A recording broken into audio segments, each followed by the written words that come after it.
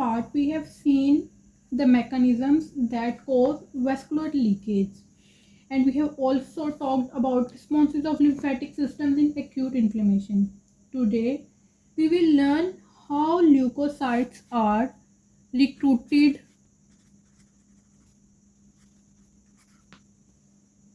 to the site of inflammation.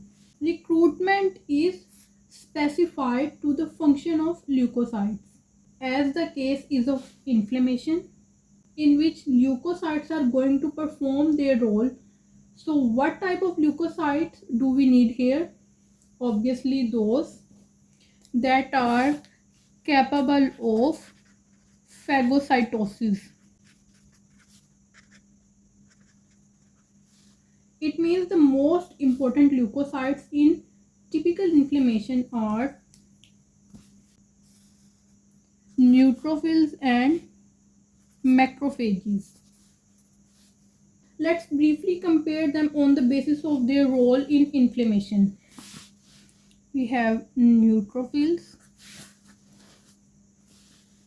and on the other hand we have macrophages. Neutrophils are rapid yet short-lived, while macrophages, they are slow responders but long-lived cells. Here comes a question: why neutrophils are short-lived while macrophages are long? What's the physiology behind that? Look, neutrophils use cytoskeleton rearrangement and enzyme assembly. In other words, there's some rearrangement in cytoskeleton. Along with that, enzymes assemble themselves. These mechanisms help neutrophil to mount rapidly. On the other hand, macrophages often have to make new genes, as neutrophils utilize already formed products, so they are rapid, while macrophages, they rely on new gene transcription. That's why they are slower, but they act for a longer period of time.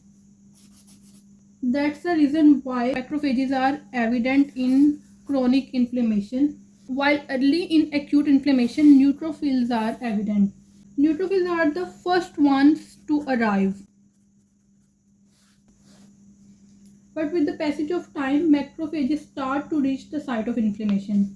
Let's see a graph. Here's a graph mentioned in Robbins. This one. See, shortly after the acute inflammation, within hours, edema happens. And after the edema, neutrophils start to move towards the flooded area. Within 1 day, neutrophils approaches maximum. And after about 2 days, neutrophils start to die out. While macrophages see this point, more and more macrophages start to come, while neutrophils, they are keep on declining. So it means approximately after 2 days, neutrophils almost gone away, while macrophages approaches their maximum. They are keep on coming. So it means neutrophils dominate early, while macrophages, they dominate late, after the neutrophils have almost gone. You can say after 2 days, which means in the 3rd day, main leukocytes at the site of inflammation are macrophages. In a nutshell, in the first 1 to 2 days, neutrophils are the most important ones that phagocytose offending agents, while after 2 days, macrophages are the major cells. So we will discuss them in great detail in chronic inflammation part. Here I am just giving you an idea of their mode of action. Macrophages are basically of two types. First type of macrophage, phagocytose, the offending agent. And the other type of macrophage, M2, it helps in repair of body tissues. We'll tell you later the whole story of this part in chronic inflammation. As I told you, leukocytes are destroying the offending agents. But also keep this point in mind that not only microbes are being destroyed. That's a common sense thing though. The leukocyte products that are destroying the offending agents, they can also produce collateral damage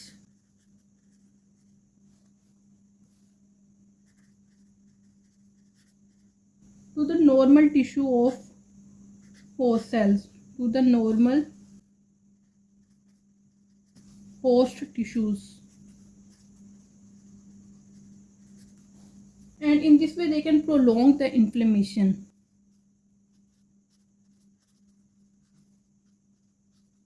We know that normally leukocytes are circulating in the vessels. Let's say it in this way.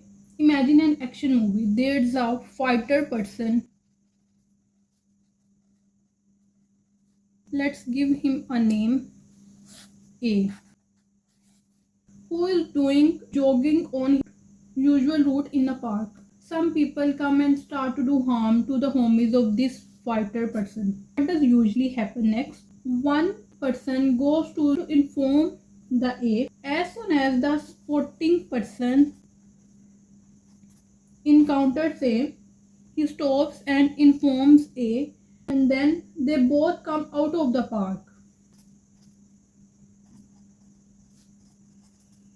and starts to move towards the place where the mess is happening. And then A, who is a fighter person, fights against the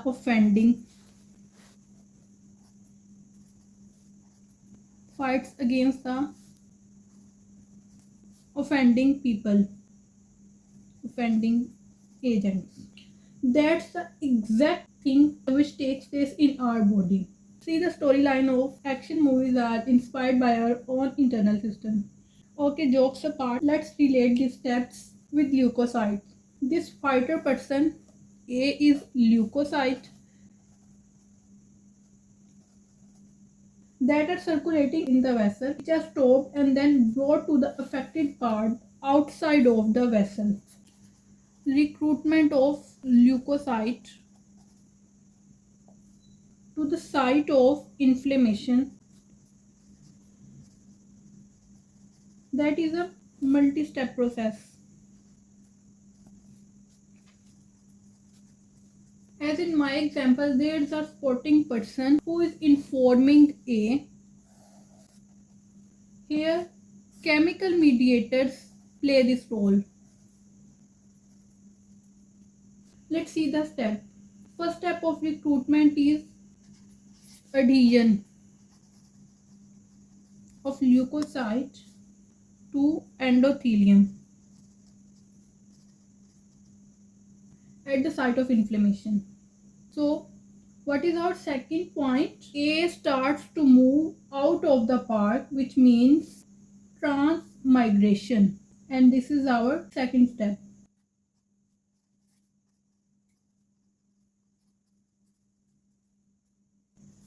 This is the endothelium cell.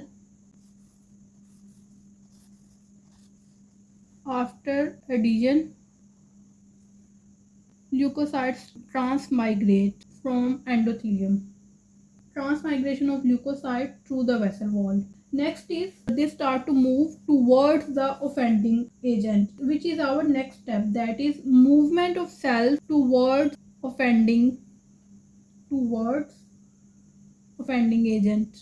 All of these steps are mediated and controlled by different molecules and cytokines. Let's talk in detail about these steps. So our first step is adhesion. Adhesion of leukocyte to endothelium.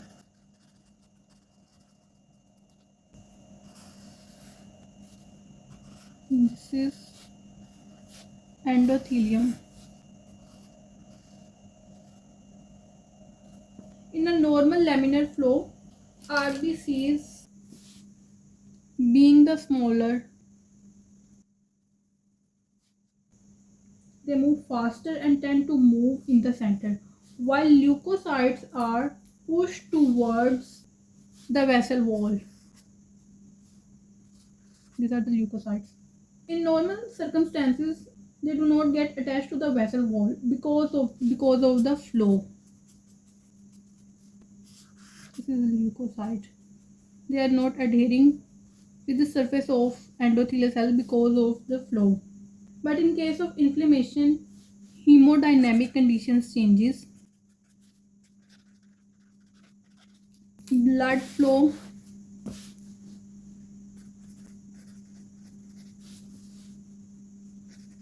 slows down. In normal conditions, there is a property of endothelial wall shear stress. Because of this shear stress, because of which leukocytes do not get attached to endothelial wall. But now as the blood slows down and hemodynamic condition also changes, shear stress decreases, and because of these changes more and more leukocytes attain a peripheral position along the endothelial surface. Like this, more and more leukocytes are attaining a peripheral position along the endothelial surface. This process is known as margination. As now leukocytes are moving close to the vessel wall, they can react to the changes that are taking places in the endothelium. It means if locally produced chemical mediators have activated the endothelium,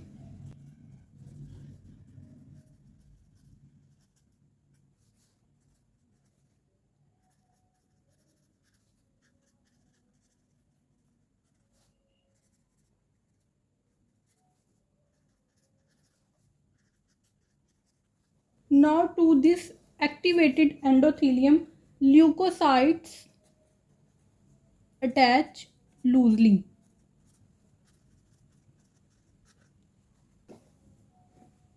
See, this is endothelium wall and this is a leukocyte which is attaching with endothelium. This attachment is loose. It is not firm, it is loosely attached. As it is loosely attached, it can get detached and then again it can get attached, then detach and attach. In this way, we have seen a rolling movement. It is moving like this. Attach, detach, then attach. Such kind of movement is known as rolling. After margination, we have seen rolling. This rolling goes on until leukocytes get firmly attached to endothelium. Now leukocyte is firmly attached with endothelium. Now finally they come to rest. They cannot move further. This thing is explained in Robbins with an example that in a water body, stream runs through pebbles without disturbing them. The flow is not making the pebbles to move. Leukocytes also resemble these pebbles at the time when they are strongly adhered to endothelium and blood flow is not disturbing it. So adhesion is of two types: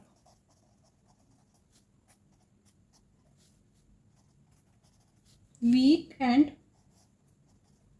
firm.